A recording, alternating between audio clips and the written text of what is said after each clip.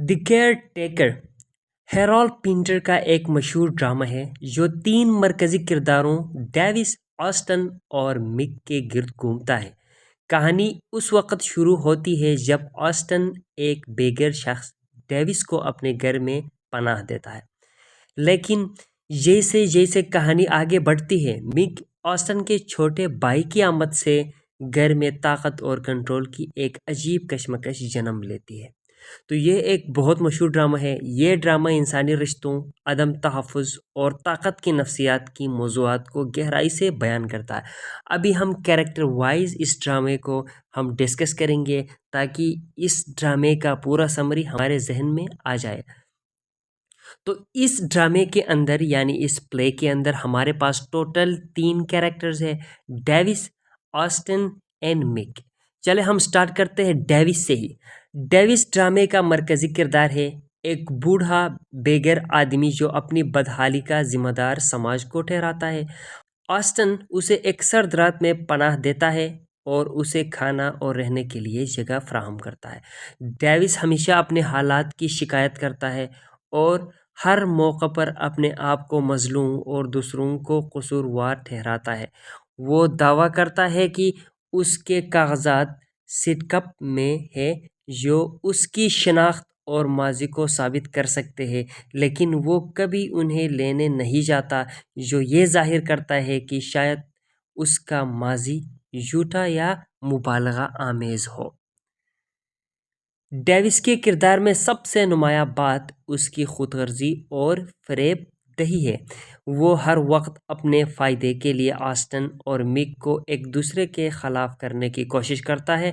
Davis کا مقصد صرف اپنی بقا ہے اور وہ اس کے لیے دوسروں کو نقصان پہنچانے یا دھوکہ دینے سے بھی دریغ نہیں کرتا۔ اس کا کردار معاشرتی تنہائی، بے گھری اور عدم تحفظ کی ایک علامت ہے، اور وہ ہمیشہ اپنے لیے بہتر حالات کی تلاش میں ہوتا ہے، کبھی دوسروں کے بارے میں نہیں سوچتا۔ وہ ہمیشہ خود کو بہتر بنانے کی کوشش کرتا ہے، چاہے مک اور آسٹن ایک دوسرے سے لڑ پڑے اسے کوئی فرق نہیں پڑتا۔ وہ ہمیشہ سوچتا ہے کہ میں ہی بہتر ہو جاؤں تو سب سے بہتر ہے۔ تو اس کہانی کا دوسرا کریکٹر ہمارے پاس ہے آسٹن۔ آسٹن ایک انتہائی حساس اور خاموش مزاج کا انسان ہے جو ماضی میں ذہنی بیماری کے علاج کے طور پر الیکٹرو کنولسیو تھراپی سے گزر چکا ہے۔ یہ علاج اس کے ذہنی اور جذباتی استحکام کو بری طرح متاثر کرتا ہے۔ وہ اکثر بے چینی اور ذہنی سکون کی تلاش میں رہتا ہے۔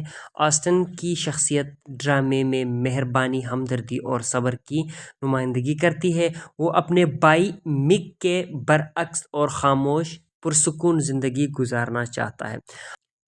آسٹن ڈیوس کو پناہ دیتا ہے اور یہاں تک کہ اسے کام کی پیشکش بھی کرتا ہے تاکہ وہ اپنی زندگی کو بہتر بنا سکے، لیکن آسٹن کے اندر ایک انتہائی اور مایوسی چھپی ہوئی ہے جو اس کی لمبی خود کلامی میں سامنے آتی ہے۔ جب وہ اپنی ماضی کی ذہنی تکالیف اور اس کی اثرات کے بارے میں بات کرتا ہے، آسٹن کی شخصیت ایک ایسے انسان کی نمائندگی کرتی ہے جو اپنے ماضی کے تکالیف سے آزاد ہونے کی کوشش کر رہا ہے، لیکن دنیا کی بے حسی اور دھوکہ بازی اسے دوبارہ مایوسی میں ڈال دیتی ہے۔ اس کہانی کا تیسرا کریکٹر جو ہے مک۔ مک آسٹن کا چھوٹا بھائی ہے۔ مک اور آسٹن بھائی ہے اور مک چھوٹا بھائی ہے، اور ڈرامے کا سب سے متحرک اور پراسرار کردار ہے۔ وہ جوان، طاقتور اور اکثر غیر متوقع رویے کا مالک ہے۔ مک کے کردار میں طنز، چالاکی اور خوف پیدا کرنے کی صلاحیت ہے۔ وہ گھر کا مالک ہے اور شروع میں ڈیوس کو شک کی نظر میں دیکھا ہے۔ مک کی مکالمے اور حرکتیں اکثر غیر معمولی اور عجیب و غریب ہوتی ہیں، جس سے وہ دوسروں کے لیے ایک پراسرار اور خطرناک شخصیت بن جاتا ہے۔ مک کا کردار طاقت اور کنٹرول کی علامت ہے۔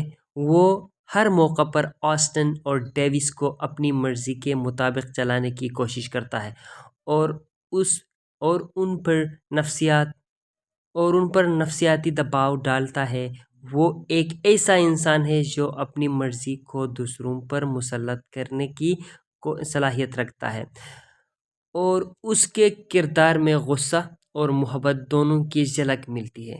مک کا کردار انسانی نفسیات میں طاقت اور عدم تحفظ کے درمیان موجود توازن کو پیش کرتا ہے، جہاں وہ ایک طرف کنٹرول حاصل کرنا چاہتا ہے لیکن دوسری طرف وہ اپنے بھائی آسٹن سے گہری وابستگی رکھتا ہے۔ تو یہ تھا کہانی ہمارے پاس دا کیئر ٹیکر کا، اور آپ لوگوں نے اگر اس ویڈیو کو پسند کیا ہے تو چینل کو سبسکرائب کرنا ہے تاکہ اپ کمنگ ویڈیوز آپ تک آسانی سے پہنچ سکے۔ تو اللہ حافظ، نیکسٹ ویڈیو میں ملتے ہیں۔